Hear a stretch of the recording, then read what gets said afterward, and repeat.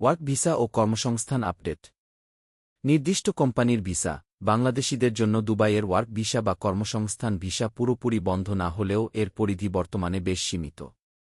সংযুক্ত আরব আমিরাত সরকার বর্তমানে কেবল নির্দিষ্ট কিছু বড় ও নিবন্ধিত কোম্পানিকে, যেমন ট্রান্সকার্ড গ্রুপ এবং কিছু নির্দিষ্ট বড় প্রতিষ্ঠান, কর্মী নিয়োগের অনুমতি দিয়েছে।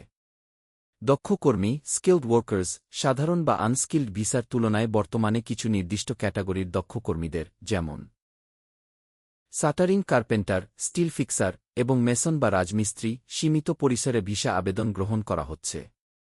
নতুন সুযোগের আলোচনা। দুবাইয়ের বিভিন্ন বড় কর্পোরেট প্রতিষ্ঠান ও সেবা খাতের কোম্পানিগুলোর, যেমন সম্প্রতি দুবাই ট্যাক্সি কোম্পানির পক্ষ থেকেও বড় পরিসরে ড্রাইভার নেওয়ার আলোচনা চলছে, সাথে বাংলাদেশ সরকারের কূটনৈতিক যোগাযোগ অব্যাহত রয়েছে, যাতে সামনের দিনগুলোতে আরও বেশি কর্মী যাওয়ার সুযোগ তৈরি হয়।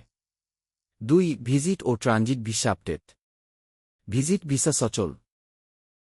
দুবাইয়ের 30 দিন ও 60 দিনের সিঙ্গেল বা মাল্টিপল এন্ট্রি ভিজিট ভিসা এবং দীর্ঘমেয়াদী 5 বছরের ট্যুরিস্ট বা মাল্টিপল এন্ট্রি ভিসা প্রক্রিয়া স্বাভাবিক রয়েছে। সঠিক কাগজপত্র দিয়ে আবেদন করলে সাধারণত 2 থেকে 5 কার্যদিবসের মধ্যে ভিজিট ভিসা পাওয়া যাচ্ছে। এমিরেটস এয়ারলাইন্সের ট্রানজিট ভিসা সুবিধা।